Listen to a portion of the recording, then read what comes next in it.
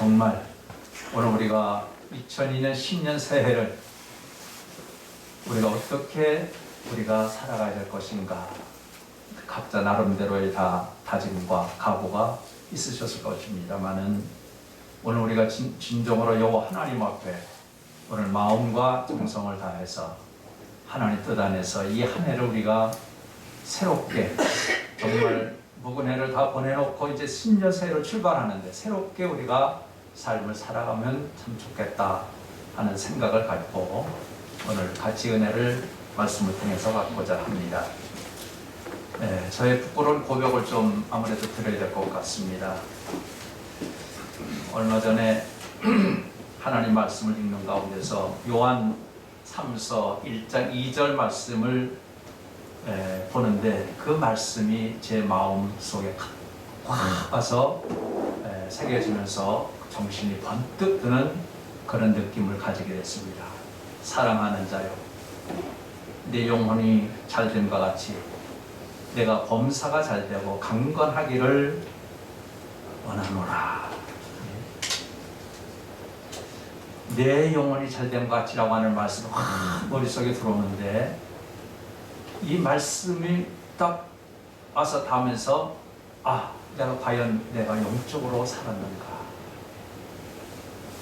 내 영혼이 정말 은퇴하고 나서 내 영혼이 정말 내가 잘되게 살아왔는가 생각을 하면서 그 하는데 너무 마음이 막 아파지기 시작을 하는 거예요. 목회를 할 때는 목회를 하면서 새벽부터 시작을 해서 새벽 예배를 위해서 준비하고 새벽 기도를 하고 또 수요일을 위해서 또 준비하면서 또 수요 예배를 드리고 또 주일을 위해서 준비하고 주일 예배를 또 성도들 신방하고 계속 바쁘게 또 기도 생활과 또 말씀 생활과 이런 모든 생활을 하면서 계속적으로 바쁘게 삶의 그런 오랜 세월 동안 참 수십 년 동안을 목회 사역을 감당하다가 은퇴를 딱 하면서 이제 정말 편안하게 좀 쉬면서 내가 신앙생활 해보자 하면서 좀 은퇴를 하고 났는데요. 몇 개월 정도는 정말 편안하고 정말 좋더라고요. 정말 그동안 내가 힘들게 살아왔다 하는 생각을 했는데 몇 개월 지나고 나서부터 가슴이 답답해지면서 왠게 정말 갈급해지면서 안타까운 거예요. 내가 이거 괜히 2년 빨리 내가 목회를 그만뒀나 보다.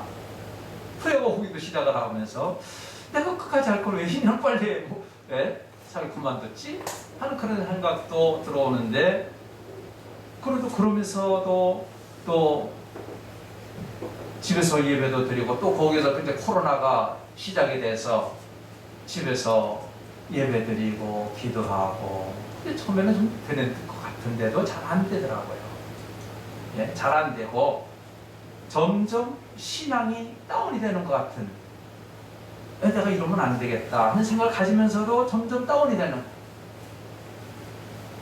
집사람과 예배를 드려도 그렇고 방송을 틀어놓고 예배를 들어도 그렇고 그런 가운데서 이렇게 정말 게으르고 나태해져, 점점 생활이 무력해지고 게으르고 나태해져 오는 가운데 이다가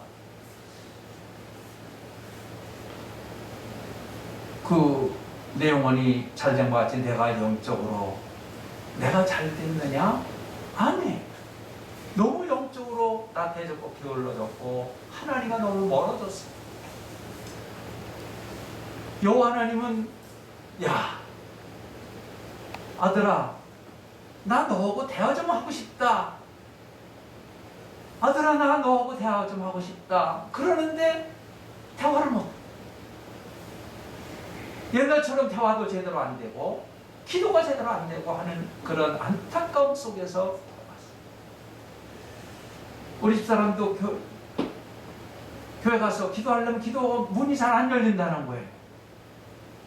그러니까 서로가 기도가 잘 안 돼. 기도 문이 막혀가고 하나님과 점점 대화가 끊어져. 그런 걸 하면서 디모데후서 3장 5절에 말씀처럼 경건의 모양은 있으나 경건의 능력은 잊은 자다.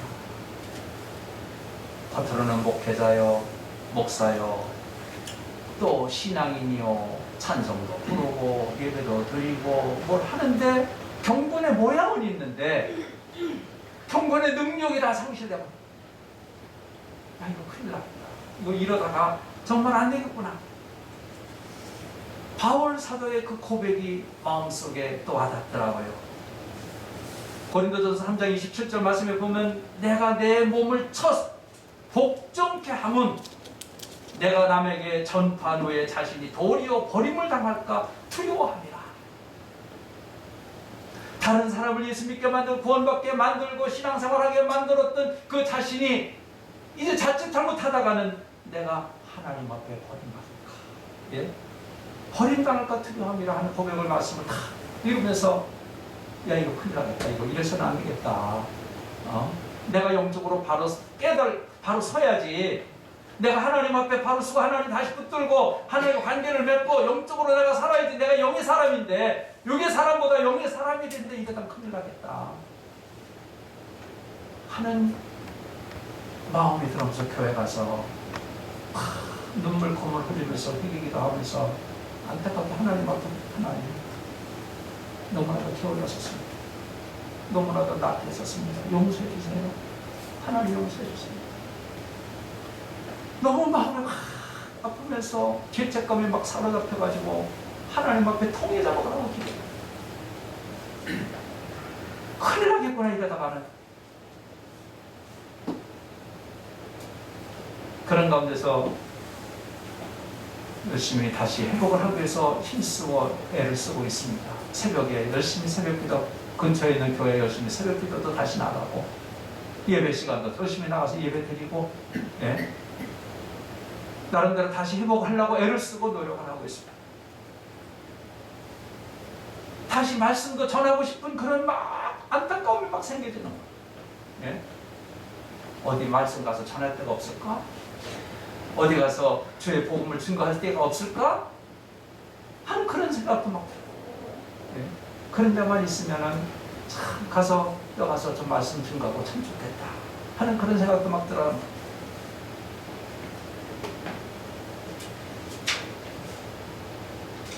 이런 가운데서 오늘 본문 말씀 시편 1장 말씀을 보면서 시편 150장 복으로부터 시작해서 할렐루야로 끝나는데 호흡이 있는 자마다 여호와를 찬양할지어다 할렐루야 했어요.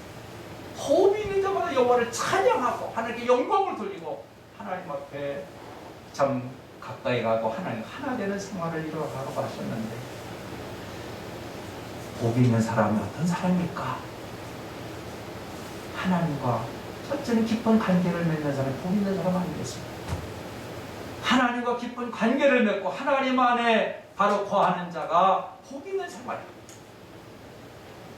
여기에 지금 복 있는 사람에 대한 간단하게 몇 가지를 여기서 지금 말씀을 하고 있습니다. 복 있는 자, 예? 죄를 멀리하고 믿음과 신앙으로 하나님과 관계를 이루면서 살아가야 될 것을 말씀해 주고 있지 않습니까? 복 있는 사람이 되려면 어떻게 되느냐, 이것이 여기서 하고 있는데, 첫째는 악인들의 꾀를 따르지 말아야 된다. 악한 자들이 꾀를 냈고 악한 자들이 가는 그런 모든 것, 그 길을 따라가지 말아야 된다는 것을 말하고 있습니다. 복은 물질적 복도 있고 영적 복도 포함되어 있는데 이들은 다 하나님의 길을 따르는 결과로 오는 것 아니겠습니까? 예수님을 믿고 산 사람들은 다 삶의 변화가 일어나서, 말씀을 통해 보면은 삶의 변화가 일어나서 새롭게 살아가는 놀라운 역사들이 이루어졌던 것을 보게 됩니다. 그러나 악한 자들의 꾀를 따르는 자들은 악한 자가 되고 악인이 더욱더 되어가는 것을 보게 됩니다. 어떻게 하든 죄를 멀리하고 악인의 꾀를 따라가지 말아야 됩니다. 또한 그런 거 뭐라고 그랬습니까? 이런 악인의 길을 따르는 자, 이런 자들은 복이 없다는 것 아니겠습니까? 꾀를 내서 죄를 짓고, 꾀를 내서 불의를 행하고, 꾀를 내서 세상적인 그걸 지혜라고 할 수가 있겠지만은 그런 것은 악한 지혜요, 잘못된 지혜요, 범죄하는 그 지혜요. 그런 모든 것을 따라가며 그것을 좋다고 따라가는 그런 자가 되지 말아야 되겠다는 것을 여기서 말씀해 주었습니다. 그리고 두 번째는 뭐라 했습니까? 죄인들의 길에 서지 아니하며 그랬습니다. 죄인들의 길에 서지 아니한다. 죄를 짓는 그런 자들의 모든 죄인의 길에 서지 말아야 될 것을 말씀하고 있습니다. 예수님께서 붙잡히셔서 총독 빌라도의 법정에 서셨을 때입니다. 대제사장들과 장로들이 무리들을 바라바라 달라고 하라고 그들을 종용하고 그들에게 말하고 예수를 죽게 십자가에 못 박게 하라고 말하라고 그들의 모든 사람들에게 그런 이야기하고 선동을 했습니다. 빌라도는 분명히 말합니다.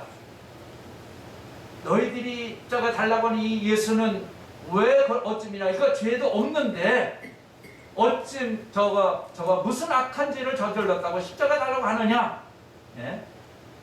그런데 그 무리들은 뭐라 하십니까? 그들은 더욱 소리질러 이르되 십자가에 못 박혀야 합니다. 십자가에 못 박혀야 됩니다. 십자가에 못 박으소서. 예수님이 죄가 없다고 하는데도 십자가에 못 박으라고 많은 무리들은 죄인의 길에 섰다고 하는 것입니다. 죄를 지었습니다. 죄인의 길에 서서 그들은 더욱더 죄악의 길로 빠져들어갔고 죄인의 자리에 서서 그들은 있었다고 하는 그 무리들, 그 군중들 있던 것을 보게 됩니다. 스데반을 돌로 쳐서 스데반의 돌에 맞아 순결당할 당시에도 증인들이 옷을 벗어 사울이라고 하는 청년 발 앞에 둔이라고 사도행전 7.58절에 말씀하고 있는데, 바로 스데반도, 이 바울도, 사울도 죄인의 자리에 있었다고 나오는 것 아니겠습니까? 죄의 자리에. 죄의 자리에 서서 있다고 하면 안 되는 것 아니겠습니까? 아무리 내가 가까운 사람, 친한 사람, 서로 못 사는 그런 사람일지라도 그가 죄를 짓고 있다, 잘못된 길로 가고 있다, 그런다면 동조해서도 안 되고 그 길에 같이 서서 있어도 안 되고 그 길을 가지 못하도록 막아야 되고 돌아서도록 전 모든 것을 권면하고 같이 따라가지 말아야 된다고 하는 것을 우리는 분명히 알아야 될 것입니다. 꾀의 죄, 악인들의 꾀를 따르지 아니하며 죄인들의 길에 서지 아니하며, 세 번째는 뭐라 하셨습니까? 오만한 자들의 자리에 앉지 아니하고 그랬습니다. 오만한 자리, 비슷한 말이 교만한 자 아닙니까? 오만하다, 교만한 자. 교만하다를 보면은 잘난 체를 많이 합니다. 자기가 최고인 양 잘난 체를 하고 뽐내고 건방지고 겸손하지 않거나 다른 사람들에게 가르침을 받지 않으려고 하고 다른 사람을 업신여기거나 무시하고 자기 자신이 우월하다는 우월감에 빠져서 남을 깔보기도 하고 심전에 자신의 잘못을 합리화하여 죄를 범하기도 하고 태도나 말씨 따위가 건방지고 교만한 자들, 이런 자들 교만한 자라고 말하지 않습니다. 오만하고 교만한 자에게 절대로 앉지 말라고 본문에 말씀을 하고 있습니다. 성경 전체로 볼 때 교만한 자를 여호와께서 물리치신다 그랬습니다. 하나님께서는 교만한 자를 꺾으신다 그랬습니다. 겸손한 가운데 우리의 삶의 모든 삶의 일생을 우리가 살아요. 남의 의견을 존중할 줄 알고 무시하거나 또한 다른 사람을 무시하고 나보다 못한 사람이라고 해서 무시하고 업신여기고 해서는 안 된다고 하는 것입니다. 복 있는 자는 이런 오만한 자들의 자리에 앉지 아니한다고 했습니다. 그 다음에는 복 있는 사람은 여호와의 말씀을 묵상하는 생활을 하십니다. 오직 여호와의 율법을 즐거워하며 그 율법을 주야로 묵상하는 자로다.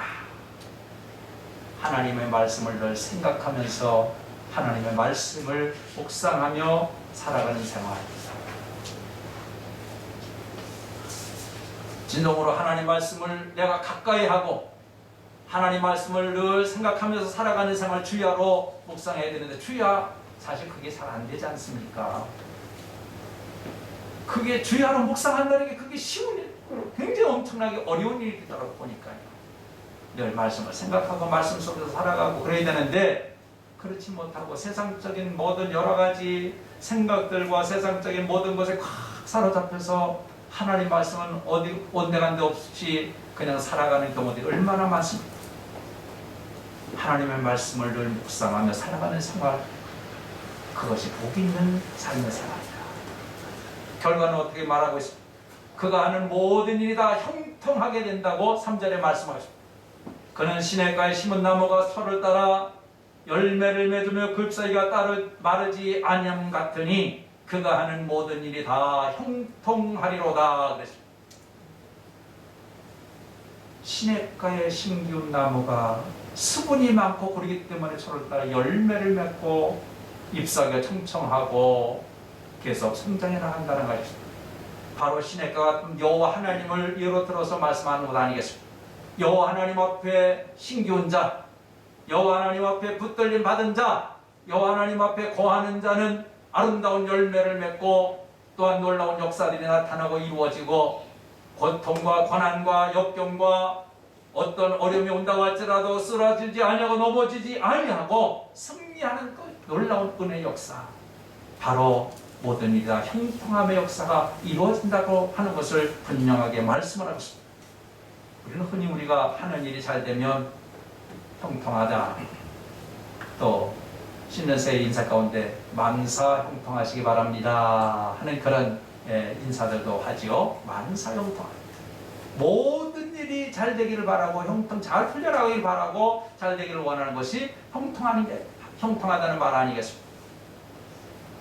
형통은 우리가 하는 일이 잘 돼서 정말 좋은 그런 일들을 이뤄가는 생활인데, 성경적인 형통이라고 하는 것은 형통의 열매를 나만 따먹는 것이 아니라 내가 형통과 축복의 통로가 돼서 하나님의 복이 흘러가게 해 주어야 된다고 하는 것을, 그런 의미를 말씀해 주고 있다고 하는 것입니다.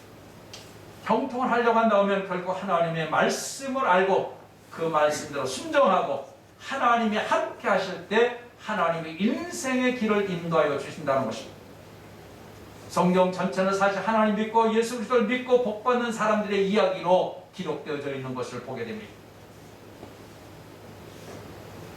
예수님은 믿고 복받는 것이 아니라 예수 믿고 말씀에 순종할 때 복을 받게 된다고 하는 것입니다. 그런 말씀들은 성경 많은 곳에서 우리가 찾아볼 수가 있습니다.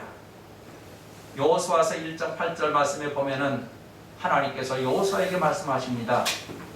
여호수아는 모세의 후계자로 세움을 받았지만은 너무나도 두렵고 떨려서 위대하신 그 스승, 그 모세의 그 일을 내가 어떻게 감당하겠습니까? 참 두려움과 공포 속에 떨고 있을 때 하나님께서 말씀하십니다. 이 율법 책을 내 입에서 떠나지 말게 하여 그 안에 기록된 대로 다 지켜 행하라. 그리하면 네 길이 평탄하게 될 것이며 네가 형통하리라. 말씀을 입에서 떠나지 말고, 율법의 책의 말 입에서 떠나지 말고 기록된 대로 지켜 행하라는 것이, 기록된 대로 지켜 행하라. 그리하면 네 길이 평탄하게 될 것이고 네가 형통하리라. 하나님의 약속의 말씀입니다. 비단 여호수아에게만 좋겠습니까? 오늘 우리에게도 귀한 말씀은 주신 줄로 분명히 믿습니다.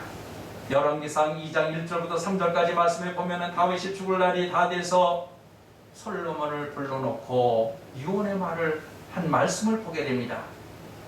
내가 이제 세상 모든 사람이 가는 길로 가게 되었으니 너는 힘써 대장부가 되고 네 하나님 여호와의 명령을 지켜 그 길로 행하여 그 법률과 계명과 율례와 증거를 모세 율법에 기록된 대로 지키라. 율법대로 기록된 대로 지키라. 그리하면 네가 무엇을 하든지 어디로 가든지 형통할지니라. 지켜 행하면 어디를 가든지 무엇을 하든지 형통하게 된다. 다윗 자신이 하나님의 말씀과 신앙 안에서 이런 형통에 많은 복을, 이런 은혜를 입고 삶을 살았기 때문에 자기 자신에 비추어가서 솔로몬에도 유언으로 이 말씀을, 유언의 말씀을 주고 있다고 하는 사실입니다. 그런데 형통하게 이런 말씀을 지켜야 한다고 해서 하나님이 나와 함께 하시지 아니하면 아무 소용이 없어요. 하나님이 나와 함께 하셔야 돼요. 내가 말씀을 다 지켜야 한다고 해도 하나님께서 함께 하시지 않고 도와주시지 않으면 이루어질 수가 없는데, 하나님께서 나와 함께 하시고 도와주시면 놀라운 역사들이 나타나고 이루어지게 되는 줄로 믿으시기 바랍니다. 창세기 39장 2절부터 3절까지 말씀해 보면 여호와께서 요셉과 함께 하심으로 그가 형통한 자가 되어라고 했습니다. 또 그뿐 아니라 그 주인 보디발이 여호와께서 그와 함께 하심을 보며 또 여호와께서 그의 범사에 형통하게 하심을 보았더라. 이방인의 말이에요. 하나님께서 그와 함께 하심을 보았고 믿지 않은 그 이방인이 봤을 때 그가 하나님 함께 하셔서 그 형통함을 받아 자기네 모든 가정 총무일을 맡겼더니 그 모든 일이 잘 되고 모든 일이 풀려가고 하는 그런 형통의 역사가 이 요셉을 통해서 이루어졌다고 하는 사실을 이 이방인인 보디발이 말하고 있다는 사실입니다. 하나님이 함께 하십니다. 그러나 우리가 요셉을 봤을 때 그가 모든 생활이 형통만 했습니까? 유혹을 받아서 결과적으로 그것을 이겼더니 감옥에 가서 고통과 어려움을 당합니다. 고난을 당합니다. 또한 그 이후에 39장 23절 말씀에 보면 간수장은 그의 손에 맡긴 것 무엇이든지 살피지 않았는데 이는 여호와께서 요셉과 함께 하심이라. 여호와께서 그의 범사에 형통케 하셨더라. 옥에 갇혀 있으면서도 온전하게 바르게 모든 일을 이루어갔기 때문에 하나님이 그와 함께 하셔서 여호와께서 그에게 범사에 형통케 하셨더라. 그러므로 그가 꿈 해몽을 또 해주고 함으로 통해서 나중에는 애굽의 총리가 되는 놀라운 축복의 역사를 이룬 것을 볼 수 있지 않습니까? 열왕기하 18장 5절 말씀에도 히스기야 왕이 여호와께서 그와 함께 하시며 그가 어디로 가든지 형통하였더라 그랬습니다. 형통의 놀라운 역사들이 나타나고 이루어진 것, 하나님이 함께 하셨을 때에 이루어지는 줄로 분명히 믿습니다. 바로 말씀에 순종하며 살고 또 나가서는 하나님이 함께 하실 때 형통하는 축복 역사가 일어났다는 사실들을 우리는 말씀 곳곳에서 우리는 말씀을 찾아볼 수가 있습니다. 그럼 우리가 매일매일 매 순간마다 어떻게 생활하고 살아가야 될 것인가? 어떻게 우리가 매 순간마다 우리가 모든 일을 이루어가야 될 것인가? 복에 내 영혼이 잘 되며 그 말씀을 읽고 마음에 정말 깨달음을 얻고 죄책감을 겨워서 다시 회개하고 가운데서 말씀을 보는 가운데서 베드로 후서 1장 4절부터 7절까지 말씀이 확 마음에 들어오더라고요. 이 말씀. 그 말씀을 자세히 보니까 8가지 영적 생활을 여기서 말씀을 하고 있습니다. 아, 이 말씀을 내가 붙들고 이 말씀을 내가 가지고 살면 되겠구나. 네? 베드로후서 1장 4절부터 7절까지 말씀에 보면은 그 믿음의 덕을, 덕의 지식을, 지식의 절제를, 절제의 인내를, 인내의 경건을, 경건의 형제 우애를, 형제 우애의 사랑을 더하라 라고 하는 말씀. 오늘 우리에게 힘써 모든 세상, 모든 정욕에서 세상에 싸워질 것을 이기고 생활할 수 있는 것, 신성한 성품에 참여하는 자가 되기 위해서 우리가 더욱 힘써야 될 것을 여기서 말씀을 해주고 있습니다. 더욱 너희가 힘써라. 이것을 가지고 더욱 이 말씀을 가지고 힘쓰라고 하는 것입니다. 처음에 뭐라 그랬습니까? 믿음. 우리는 첫째 믿음을 가져야 되는 것 아니겠습니까? 믿음을 가지고 믿음의 생활을 이루어가고, 믿음을 통해서 오늘 우리의 구원의 역사를 이루어가고 있습니다. 믿음이 없이는 여호와를 기쁘시게 할 수가 없습니다. 믿음이 없이는 오늘 우리가 하나님 앞에 온전히 살아갈 수 없다고 하는 것입니다. 온전히 믿음 안에서 오늘 우리가 모든 것을 이루며 정말 살았는데, 정말 보배로운 귀한 믿음 아닙니까? 얼마나 보배롭고 귀한 아름다운 믿음입니까? 이런 믿음을 우리가 첫째는 꼭 간직해야 된다. 그럼 이런 믿음 위에 뭐가 있어야 되느냐? 믿음 생활하면서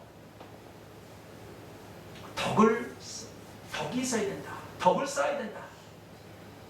믿음 생활 잘한다고 하면서 많은 사람들 보면은 사기도 치고 못된 짓도 하고 죄도 저지르고, 얼마나 믿음 가지고 믿음에 열심히 뜨겁게 믿음 생활한다고 하면서도 못된 생활하는 사람들이 얼마나 많습니까?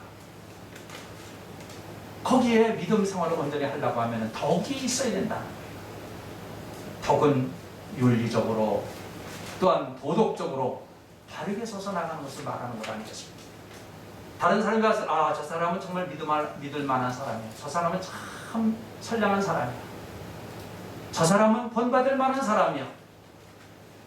아무나 그런 소리를 합니까? 덕이 있는 사람이야. 분명히 불의와 악이 분명히 구분되게 바르게 살면서 온전하게 살아가는 사람을 덕이 있는 사람이야. 덕이 있어야 돼. 오늘 우리 믿음의 사람들은 우리 특별히 목회자들은 덕이 있어야 된다고 하는 게 아니겠습니까? 성격이 개팍하다든지, 또한 너무 자기 자신만 알고 이기주기로 나간다든지, 너무 욕심을 부린다든지, 이런 게 덕된 생활이 아니지 않습니까? 비록 내가 좀 손해가 날지라도, 내가 좀 여러 가지 부족한 점이 있다고 할지라도 모든 사람들에게 좋게 아름다운 모습으로 살아갈 수 있는 덕의 모든 것을 이뤄나가는 생활이 되어야 된다고 하는 것입니다. 그 다음에 세 번째는 덕의 지식을 가지라고 그랬습니다. 지식, 뭐에 대한 지식일까? 생각해보니까 하나님의 말씀을 깨닫고 아는 지식. 지식과 지혜가 있어요. 영적인 지혜를 가지고, 지식을 가지고 하나님 말씀을 깨닫고 하나님과 더 깊은 관계를 이루어가면서 나가는 그런 지식이 있습니다. 그뿐만 아니라 세상을 바로 분별하고 세상을 바로 판단하고 알 수 있는 지식, 지혜. 세상의 모든 것을 바로 알아서 저거 지금 잘못되게 나가고 있구나. 저 정치가 지금 온전하지 못하게 나가고 있구나. 저 정치인이 정말 못되게 하고 있구나. 또 저 사람은 온전하게 하고 있구나. 저 사람은 바르게 하고, 이런 모든 것을 알 수 있는 그런 지식과 지혜를 우리가 간직을 하고 우리가 삶의 생활을 이뤄가야 된다고 하는 것입니다. 이런 지식이 필요합니다. 그 다음에 절제가 있어야 된다고 그러지 않았습니까? 절제. 자동차 기능 가운데 가는 기능, 앞으로 가는 기능, 뒤로 가는 기능이 있지 않습니까? 가는 기능. 그 다음에는 무슨 기능이 있습니까? 브레이크 기능이 있어. 쓰는 기능. 이 쓰는 기능이 없으면 큰 문제가 생긴다는 게 아니겠습니까? 브레이크를 쓸 때 가서 적절하게 서야 되고, 안 서지게 되면 큰 사고 나고 큰 일이 벌어지는 것 아니겠습니까? 오늘 우리의 삶의 생활에도 이 쓰는 기능, 절제가 잘 되어져야 된다. 절제가 꼭 우리 삶의 생활에 필요합니다. 어떻게 뭔가 취미생활 하다 보면 너무 절제하지 못해서 그거를 지나쳐가지고 잘못되는 경우들도 있습니다. 옛날에 들은 얘기입니다만 어떤 목사님이 낚시를 갔다가 쥐를 잊어버리고 낚시 너무 빠져가지고 그래가지고 그 다음에 주일날 오후에 와가지고 난리가 났었다고 그런 이야기를 들었습니다. 그러니까 절제가 안 되면 문제가 생겨지는 거예요. 바둑도 그렇고 취미생활도 그렇고 모든 게 절제가 할 만한 딱 하고 끝내야 되고 하는데 이 절제가 잘 안 되면은 문제가 생겨요. 오늘 우리 절제 생활을 잘 이뤄가야 된다. 그 다음에는 인내가 있어야 된다 그러지 않습니까? 절제 다음에 인내, 다섯 번째는 인내. 오늘 우리 신앙생활에는 절대적으로 필요한 것이 인내의 신앙생활이에요. 천국 가는 데는 인내가 없이는 천국 갈 수가 없어요. 고난이 오고 환난이 오고 재난이 오고 곧 병마가 오고 여러 가지 모든 것이 온다고 할지라도 끝까지 믿음의 신앙의 인내를 가지고 지켜나갈 때 오늘 구원의 역사를 이루게 됐고 하나님 앞에 상급을 받게 되는 줄로 믿으시기 바랍니다. 오늘 우리는 이런 인내 신앙을 우리가 끝까지 잘 가야 절제 다음에 인내가 있어야 되고 인내 다음에 경건이 첫 번째는 경건해야 된다. 잘 알다시피 경건은 어떤 것입니까? 경건은 오늘 우리가 진정으로 하나님과 깊은 관계를 이뤄가면서 살아가는 생활이에요.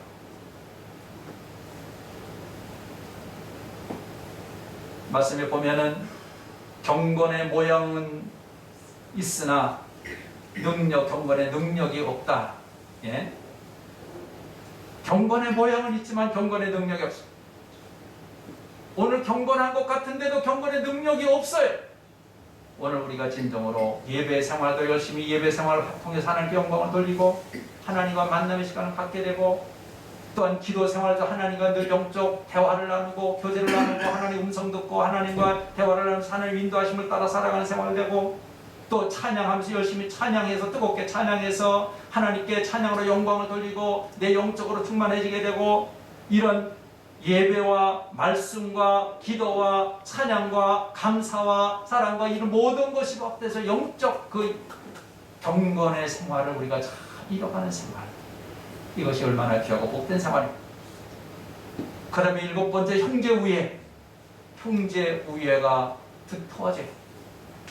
우리 목회자 간에 어떤 분은 서로 등이 져가지고 목회자 간에도 서로 잘 등이 져서 쳐다보지 않는 분들도 있더라고요.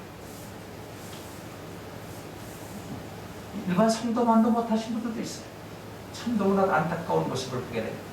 오늘 우리는 정말 형제의 형제들 간에 우리는 믿음의 형제, 오늘 우리는 아름다운 믿음의 성도들 간에 우리가 형제의 우애를 돈독하게 하고 서로 관계를 맺고 서로 하나 되기 위해서 힘써야 되고 또 세상 사람들과도 오늘 우리가 좋은 우애를 가지고 우리가 나가야 되고 친족 간에 형제 우애 좋은 우애를 가지고 우리가 살아야 되고 이런 모든 것을 우리가 나누면서 가족과 교우와 이웃과 이런 것을 잘 우애 관계를 이루고 살아가는 생활, 오늘 삶의 생활 속에 꼭 필요하다고 생각이 됩니다.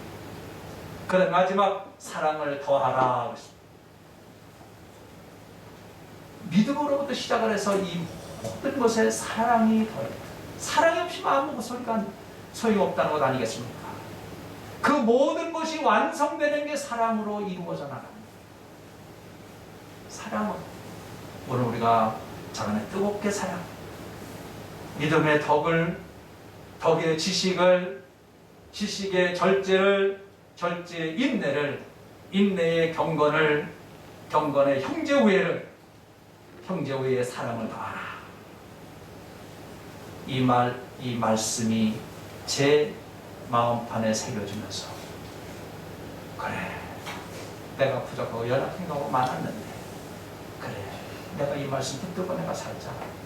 내가 어떻게 하든지 말씀 붙들고 하나님 말씀 붙들고 다른 말씀들도 내가 붙들고 살지만 이 말씀을 내가 꼭 배색해서 이런 말씀 붙들고 사랑의 모든 삶을 실천 이루며 살자.